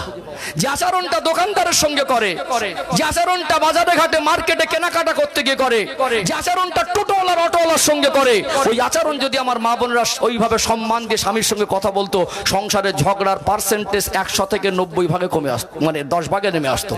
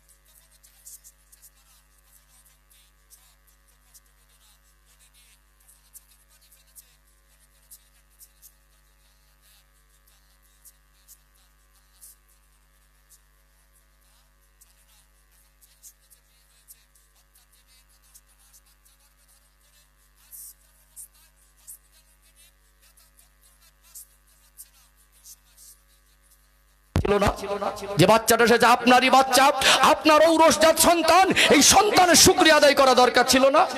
হসপিটালেই দেখতে গেল না, মেয়ের মা আর বাপ নিরুপায়কে বাড়ি নিয়ে গেল, ফোনে কথা বলছে গরম গরম, অন্য জায়গায় কট লাইনে সম্পর্ক, আবার একটা বিয়ে করেছে। আছে না নেই? তাহলে আল্লাহ পরীক্ষা নিচ্ছেন, আমাদের ধৈর্য কম। আমরা একটা নিরপরাধ, একটা নিষ্পাপ যে মানুষটার ওই অ্যাঙ্গেল থেকে কোনো দোষ দেওয়া যায় না। আপনি বলুন ইমানদার মুসলমান, এই যদি আমাদের ইমান হয়, আকীদা হয় যে আল্লাহর পক্ষ থেকেই ছেলে আর মেয়ে সন্তান আল্লাহ নির্ধারণ করে পাঠান, সেখানে একটা মায়ের উপরে কি করে অবিচার করা হয়, এটা ইমানি দৃষ্টিকোণ থেকে কোন ইমানদার করতে পারে? আছে না নেই সমাজে? আছে না নেই? তার মানে আমাদের ধৈর্য কম হয়ে গেছে। আমরা আল্লাহর বিচারকে, আল্লাহর সিদ্ধান্তকে, আল্লাহর পরীক্ষাকে সাদরে গ্রহণ করে সবর করার জায়গায় আমরা আমাদের কর্ম দ্বারা, কথা দ্বারা, অঙ্গভঙ্গির দ্বারা একটা মানুষের উপরে দোষও চাপিয়ে দেই, তার উপরে অভক্তিও করি, তাকে বিভিন্ন রকম টর্চারও করি। বলুন তো এর হিসাব আল্লাহর কাছে দিতে হবে কি হবে না? ধৈর্য কম বলে না বেশি বলে? একটু হাঁকো দেন না। তাহলে কি করব? ধৈর্য ধারণ করব। ও ভাইজানেরা, সোনার মানিক যুবকেরা, আব্বারা মায়েরা, নবী আমার সোনা জবানে বললেন সাহাবীরা, আল্লাহ পাক যদি কাউকে 4টে মেয়ে সন্তান দেন, ওই 4টে মেয়ে সন্তানকে যদি তার বাবার মা ভালো করে মানুষ করতে পারে, ইসলামের শিক্ষায় শিক্ষিত করতে পারে, ওই মেয়েটাকে যদি শরীয়তের শিক্ষায় শিক্ষিত করে ভালো একটা আমানতদার ছেলে দেখে বিবাহ দিয়ে হক আদায় করতে করতে পারে। চারটে মেয়ে দিয়ে আল্লাহ তাকে পরীক্ষা নিলেন।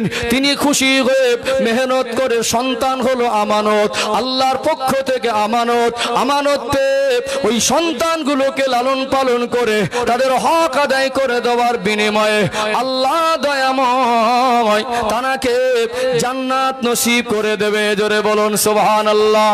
আল্লাহ তার জন্য জান্নাত সহজ করে দিচ্ছেন। চারটে মেয়ে দিয়ে ওই আমল করি আল্লাহ তাকে জান্নাতি দেওয়া, জান্নাতবাসী করার জন্য আল্লাহ তাকে অপশন দিয়েছে। জান্নাতের পথকে আমরা উল্টো ঘুরিয়ে আমরা অন্যায়ের পথ বেছে নিয়েছি না নেইনি? বলুন তো ধৈর্য দরকার আছে না নেই? আল্লাহ পাক এই জন্য কোরআনুল কারিমে বলেন, লাকাদ কানা লাকুম ফি রাসূলিল্লাহি উসওয়াতুন হাসানা। আমার হাবিবের মধ্যে রয়েছে তোমাদের জন্য উত্তম আদর্শ। আমার নবী 63 বছরের জীবনে সব থেকে কষ্টের মুহূর্তে নবী আমার ধৈর্য ধারণ করেছিলেন না করেন নাই? চলুন আর একটা পয়েন্ট তুলে ধরি, যেহেতু আমার আলোচনার বিষয়বস্তু হলো ধৈর্য বা সবর। আল্লাহ কাউকে সন্তান দিচ্ছেন না, গাড়ির অভাব নেই, মালমাত্রার অভাব নেই, চাকরি আছে, ব্যবসা আছে, 20-50 বিঘে জমি আছে, মার্কেটে দোকান আছে, বড় ব্যবসা আছে। যদি বিবাহ বন্ধনে আবদ্ধ পড়ে 10-15 বছর সন্তান না হয়, বলুন তো দেখি এটা কি আল্লাহর পরীক্ষা নয়? 10-15 বছর সন্তান হয় নাই। সন্তান হয় না বলে অনেক মানুষ ধৈর্য হারা হয়ে গিয়ে শিরকের পথ বেছে নিয়েছে না নেয়নি? শিরকের পথ বেছে নিয়েছে। কিন্তু এখানে কোরআন শরীফ থেকে একটা দৃষ্টান্ত তুলে ধরি, একটু পরিষ্কার হবে ইনশাআল্লাহ। কোরআনুল কারিমে 114টি সূরা আছে। এর ভিতরে একটি সূরার নাম হলো সূরাতু ইব্রাহিম। 114টি সূরার ভিতরে সূরা ইব্রাহিম বলে একটি সূরা আছে। আল্লাহ পাক এই দুনিয়া জমিনে লক্ষাধিক নবী রাসূলকে পাঠিয়েছিলেন। এই লক্ষাধিক নবী রাসূলদের মধ্যে একজন নবীর নাম হলো হযরত নবী ইব্রাহিম আলাইহিস সালাম। টোটাল কোরআনুল কারিমে 114টি সূরার ভিতরে 25 জন নবী ও রাসূলের নাম আল্লাহ উল্লেখ করেছেন। যদিও লক্ষাধিক নবীকে আল্লাহ পাঠিয়েছেন, সব নবীদের নাম, সব নবীদের বর্ণনা আল্লাহ কোরআন শরীফে উল্লেখ করেন নাই। বিশেষ বিশেষ কিছু নবী বা রাসূল, বিশেষ করে 25 জন নবী ও রাসূলের নাম পাওয়া যায়। এই 25 জন নবী ও রাসূলের নামের মধ্যে হযরত নবী ইব্রাহিম আলাইহিস সালামের নাম আছে না নেই? ইব্রাহিম আলাইহিস সালামের নামে আল্লাহ একটা কমপ্লিট সূরা নাজিল করলেন। ইব্রাহিম আলাইহিস সালামের নামে আল্লাহ কোরআন শরীফে একাধিক আয়াত দিলেন। ইব্রাহিম আলাইহিস সালামকে আল্লাহ দয়াময় খলিল বলে আখ্যায়িত করেছিলেন। ইব্রাহিম ও খলিলুল্লাহ। ইব্রাহিম আলাইহিস সালাম হলো আল্লাহ পাকের দোস্ত, যিনি হলেন জাতির পিতা, আল্লাহর একজন সম্মানিত নবী। আল্লাহ পাক জানাকে বন্ধু বলেছেন, তাকেও পরীক্ষা নিয়েছেন। কয়েক হাজার বছর আগে আল্লাহ ইব্রাহিম আলাইহিস সালামকে দুনিয়ায় পাঠালেন। তার ইন্তেকালের কয়েক হাজার বছর পার হয়ে যাওয়ার পরে আল্লাহ আমার নবীকে পাঠালেন। আমার নবীর উপরে কোরআনুল কারীম অবতীর্ণ করলেন।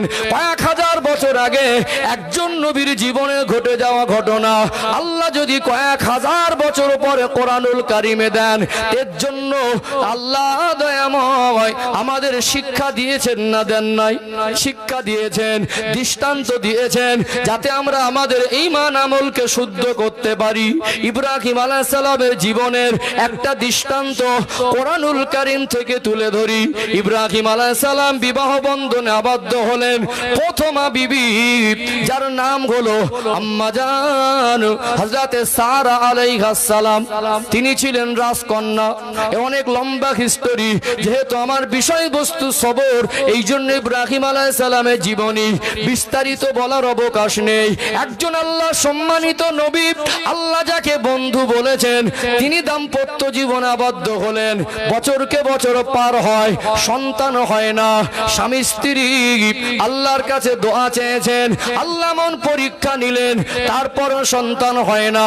একটা সময় আম্মা জান হযরত হযরতে সারা আলাইহিস সালাম তার স্বামীকে হযরত ইব্রাহিম আলাইহিস সালামকে পরামর্শ দিচ্ছেন, আল্লাহর খলিল, আল্লাহ পাকের সম্মানিত নবী, আমি আপনার স্ত্রী সারা, আপনি আল্লাহর প্রেরিত পয়গম্বর, আপনি আমায় বিবাহ করেছেন, কিন্তু আমাদের সংসারে সন্তান নাই। আমরা যদি একটা পরিবারে সন্তান পেতাম, নবী পরিবারে যদি আল্লাহ সন্তান দিতেন, কতই না ভালো হতো। বরং আমার মনে হয় আপনি প্রয়োজনে আর একটা বিবাহ করুন, তারপরে আমি সারা, আমার ইচ্ছা যদি আল্লাহ আমার গর্ভে সন্তান না দেন, দ্বিতীয় বিবাহ করলে ওই বিবির গর্ভে যেন আল্লাহ একটা সন্তান দেন। প্রথম বিবি পরামর্শ দিচ্ছেন যে আমাদের তো সন্তান হয় না, প্রয়োজনে আপনি আর একটা বিবাহ করুন। দ্বিতীয় বিবাহ করলেন আম্মাজান হাজেরা আলাইহিস সালামকে, মা হাজেরা। বিবাহ বন্ধনে আবদ্ধ হলেন। আল্লাহর পরীক্ষা যদি হয়, আল্লাহ পরীক্ষা করবেনই। বিবাহ করলেন, তারপরেও সন্তান হয় না। কত বছর সন্তান পায় নাই, কত বছর আল্লাহ সন্তান দেয় নাই। অবাক হয়ে যাবেন, আজ আমাদের ধৈর্য সবর কোথায়, আল্লাহর উপরে ভরসা কোথায়। ইব্রাহিম আলাইহিস সালাম আল্লাহর কাছে দোয়া চাইতেন, যে দোয়াটা আল্লাহর কাছে চেয়েছিলেন, আল্লাহর বড় পছন্দ হয়ে গেল। আল্লাহ দয়াময় ইব্রাহিম আলাইহিস সালামের ওই দোয়া চাওয়া তিনি হুবহু কোরআন শরীফে দিলেন। কোরআনুল কারীমের মধ্যে এসেছে, তিনি আল্লাহর কাছে দোয়া চাইতেন আর বলতেন, রব্বি হাবলি মিনাস সালিহিন, আল্লাহ আমাকে একটা নেক সন্তান দেন, আল্লাহ আমাকে একটা নেক সন্তান দেন। আমরা 1 বছর 2 বছর চাই, 5 বছর চাই, 10 বছর চাই, ধৈর্য হারা হয়ে যায়। ইব্রাহিম আলাইহিস সালামের ঈমান দেখুন, তার মুখে বিষয়ে তাফসীরের কিতাব এসেছে 86 বছরও বয়স হয়ে গেল। কত বছর বুঝতে পাচ্ছেন? কত বছর? 86, 86 বছর। বয়স কম না বেশি? 86 বছর পর্যন্ত সন্তান ছিল না। কত বছর? তিনি একভাবে আল্লাহর কাছেই চেয়েছিলেন। কার কাছে? একজন নবীর জীবনে আল্লাহ দৃষ্টান্ত করে দিলেন, কোনদিন যদি তোমাদের এরকম আমি আল্লাহ পরীক্ষা নেই, তো পরীক্ষাটা নিচ্ছি তুমি আমি আল্লাহর উপরে কতটা ভরসা করো।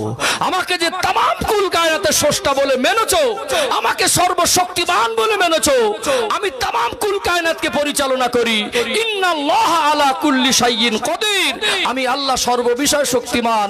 আল্লাহ পাক বলেন, কুলিল্লাহুম্মা মালিকাল মুলকি তুতিল মুলকা মান তাশাউ ওয়া তানজিউল মুলকা মিম্মান তাশাউ ওয়া তুইজ্জু মান তাশাউ ওয়া তুযিল্লু মান তাশাউ। আল্লাহ বলেন, হাবিব আপনি বলুন, আল্লাহ সর্বভৌম শক্তির অধিকারী। আল্লাহ যাকে ইচ্ছা তাকে রাজত্ব দেন, যাকে ইচ্ছা তার রাজত্ব ছিনিয়ে নেন, যাকে ইচ্ছা তাকে সম্মান দেন, আর যাকে ইচ্ছা তাকে বেইজ্জতি করেন না। আল্লাহ তুলিজুল লাইলা ফিন নাহারি ওয়া তুলিজুন নাহারা ফিল লাইল, আল্লাহ রাতের ভিতর থেকে দিন কেটে বার করে, দিনের ভিতর থেকে রাত কেটে বার করেন। যার ইশারায় একটা গাছের পাতাও নড়ে না, একটা গর্তের ভিতরে ছোট্ট পিপিলিকা, যার খাবারের রিজিকের দায়িত্ব আল্লাহ নিয়ে তার রিজিকের ব্যবস্থা করে দেন, একটা ছোট্ট পিপিলিকা গর্তের মধ্যে কি করেন সেটাও আমার আল্লাহ অবগত আছেন। সম্মানিত ভাইয়েরা, আল্লাহ পাক পরীক্ষা করেন, অর্থাৎ আল্লাহ যদি এরকম কঠিন পরীক্ষায় ফেলে দেন, আমাদের ঈমান যদি মজবুত হয়, আল্লাহ সিদ্ধান্তের উপরে, আল্লাহ ছাড়া এই চাওয়া অন্য কারোর কাছে চাওয়ার অপশন আসবে না। ইব্রাহিম আলাইহিস সালাম 86 বছর নিঃসন্তান ছিলেন। 86 বছর পর্যন্ত তিনি যে ভাষায় দোয়া চেয়েছেন আল্লাহর কাছে, আল্লাহর পছন্দ হয়ে গেল। তিনি বলেই এসেছেন, রব্বি হাবলি মিনাস সালিহিন, আল্লাহ আমাকে একটা নেক সন্তান দেন। আল্লাহ দয়া হলো, পরীক্ষায় উত্তীর্ণ করে দিলেন, যে তোমাকে আমি অনেক দিন অপেক্ষা করিয়েছি।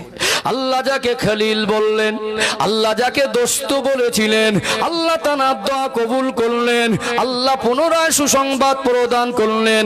কোরআন শরীফের আয়াত বলছি, আল্লাহ সুসংবাদ দিলেন, ফাবাশশারনাহু বিগুলামিন হালিম। এ আমার নবী ইব্রাহিম, আপনি এতদিন ধরে ধৈর্য ধারণ করেছেন, আমি আল্লাহর কাছে চেয়েছেন, নেক সন্তান কামনা করেছেন, আপনার দোয়া চাওয়াটা আমি আল্লাহর বড় পছন্দ হয়ে গেছে। আপনি আমার কাছে নেক সন্তান চেয়েছেন, আমি আল্লাহ আপনাকে নেক সন্তানের সুসংবাদ প্রদান করলাম। জোরে বলেন না। 86 বছর বয়সে সন্তান হলো, ফুটফুটে ছেলের নাম রাখলেন ইসমাঈল আলাইহিস সালাম। কি নাম? দোয়ার ফল হিসাবে আল্লাহ নবী সন্তান দিলেন। এখানে আমাদের একটু শিক্ষা আছে, কি আছে একটু ব্যাখ্যা দেই। যারা সন্তানের বাবা মা আগামীতে হবেন, এখান থেকে আল্লাহর কোরআন থেকে এই আয়াত দ্বারা আমাদের শিক্ষা, আল্লাহর কাছে সন্তান চাইব, নেক সন্তান। কি সন্তান? আমরা ছেলে চাই, মেয়ে চাই, সন্তান চাই।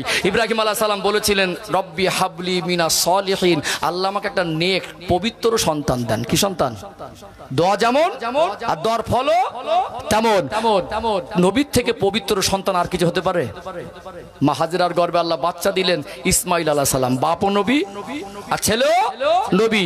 প্রথমা বিবি মা হাজেরা আলাইহিস সালামের গর্ভে আবার পুনরায় আল্লাহ সন্তান দিলেন, ওই সন্তানটা হযরতের নবী ইসহাক আলাইহিস সালাম। তাহলে দ্বিতীয় প্রথমা বিবি তিনিও মা হলেন, তার সন্তানটাও নবী। এই ইসহাক আলাইহিস সালামের ছেলে হযরত ইয়াকুব আলাইহিস সালাম, ইয়াকুব আলাইহিস সালামের ছেলে হযরত ইউসুফ আলাইহিস সালাম। এই যে বানি ইসরাইলদের যে মানে নবীদের যে বানি ইসরাইল যত নবী পাঠিয়েছেন, এই ইসহাক আলাইহিস সালামের বংশধর থেকে, ইয়াকুব আলাইহিস সালাম থেকে এদিকে। আর ইসমাইল আলাইহিস সালামের বংশধরকে আল্লাহ ওখানে স্টপ করে রেখে ওই বংশে, ওই নাসালে, ওই খানদানে আল্লাহ পাক আমার রাসূলকে নূর নবীকে প্রেরণ করেছিলেন। জোরে বলুন। তাহলে পরীক্ষা নিলেন, আল্লাহ সন্তান দিলেন, ধৈর্য যেমন ধরেছেন, সবর যেমন করেছেন, আল্লাহ ফলটা ভালো দিয়েছেন না খারাপ দিয়েছেন? আর আজ আমাদের দোয়া চাওয়া কোথায়? সুখ শান্তি আমাদের ভিতরে সেইভাবে যা মনে করছি সেটা বাস্তবতায় খুঁজে পাওয়া যায় না। আগের দিনে মাটির ঘরে যে শান্তি ছিল, এখন এসি ঘরে সেই শান্তি নেই। যৌথ ফ্যামিলি, 3টে 4টে বৌমা, 13-14টা নাতিপোতা, অনেক ফ্যামিলি বড়, একসঙ্গে রান্না, এত ঠোকাঠুকি ছিল না। যায় এখন তো সব পয়জান। বাড়ি থেকে নিয়ত করছে যদি ঠিকই তো 6 মাস সংসার টিকবো, তারপরে আলাদা করতে বাধ্য হবে। আর বাস্তবেই তাই। কোথায় হারিয়ে গেলাম? এখন কি কঠিন পরিস্থিতি। বড় ছেলেটাকে যদি বলতো কোচি অনেক বড় ফ্যামিলি, আলাদা হয়ে যান না, বৌমাও কাঁদছে, ছেলেটাও কাঁদছে, আব্বা আলাদা হবো না, অন্য কাউকে করে দাও। ছিল না এরকম পরিবেশ? মাটির ঘরে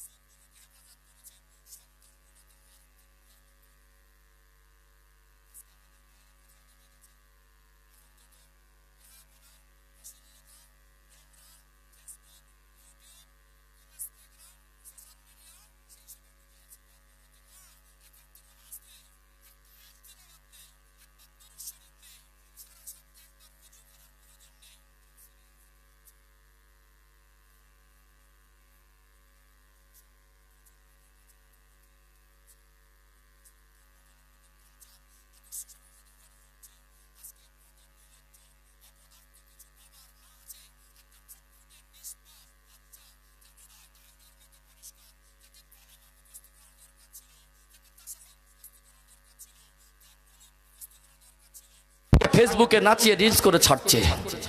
আর কত নিচে নামবেন? লজ্জা তো সামান্য যদি থাকতো, অন্তত বিবেক বাধা দিত। আজ আমাদের ঘরের ছেলে আর বৌমারা ছোট ছোট নাতিপোতাদেরকে দিয়ে কোমর দুলিয়ে নাচাচ্ছে গানের সঙ্গে, ডিজে বাজে, সেটা ফেসবুকে ছাড়ছে। কে? কোথায় ইজ্জত? কোথায় সেই সম্মান? এখন বর্তমান সময় দেখেছেন কি কঠিন দিন। মানে ডেলিভারির সময় আসলে মাটাকে হসপিটালে ভর্তি করাটা বাধ্যতামূলকের পর্যায়ে চলে গেছে না? এদের ইজ্জতের দাম এরা বোঝে না, শরীরটাকে ঢাকার প্রয়োজন মনে করে না।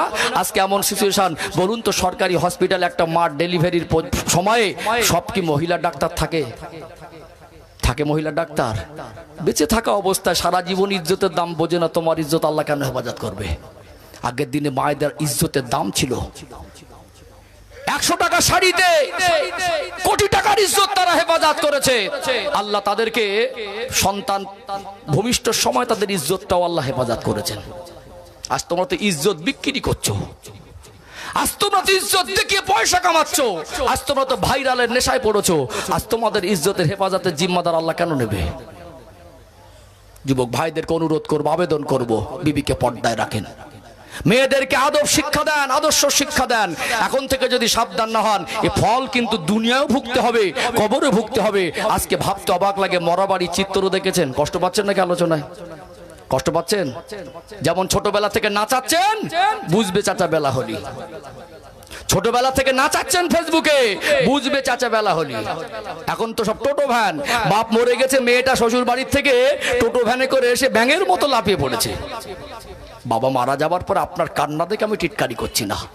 অবশ্যই কাছের মানুষ, রক্তের সম্পর্ক চলে গেলে হৃদয়ে ভেঙে যাবে, অবশ্যই অঝরে চোখ থেকে পানি ঝরবে। আপনার কান্নার বিরুদ্ধে তো আমি না। অথচ মেয়েটা বাপের লাশ দেখতে এসে ভ্যান থেকে লাফিয়ে পড়ে এমন হাত পা ছোটাছুটি করে কাঁদছে। মায়েদের অভ্যাস, যেখানে মায়েদের কান্না হয় সেখানে ভিড় বেশি হয়, যেখানে লাশ সেখানে লোক কম, ভিড় যেখানে মানে মেয়ের কান্না দেখে এক বালতি পানি ঢেলে দিয়েছে। এত চেঁচাচ্ছে মনে হচ্ছে পৃথিবীতে এর মতো মায়ার কেউ করে না। 4 দিন বাপের বাড়ি ছিল, বাপ মারা যাবার পরে 4 দিনের দিন একটা সবরেসানি হলো, খাবারটা খেয়ে গেল, এক ওয়াক্ত নামাজও পড়িনি, এক পৃষ্ঠা কোরআন তেলাওয়াতও করিনি, আল্লাহর কাছে একবার হাত তুলে বাপের জন্য মাগফিরাত চাইনি। 4 দিন পরে গিয়ে সেই বাপের বাড়ি থেকে শ্বশুর বাড়ি গিয়ে সিরিয়াল কাজা উঠছে, কোরআন তেলাওয়াত হয় না। আদব শেখান, আদর্শবান করুন, ধার্মিক হিসাবে গড়ে তুলুন। মেয়ে সন্তান অবশ্যই কাঁদবে, ছেলে কাঁদবে, কাছের মানুষ চলে গেলে অবশ্যই কাঁদবে। কান্নার বিরুদ্ধে তো আমি বলছি না, তবে আদবে কাঁদতে হবে। কান্নাটা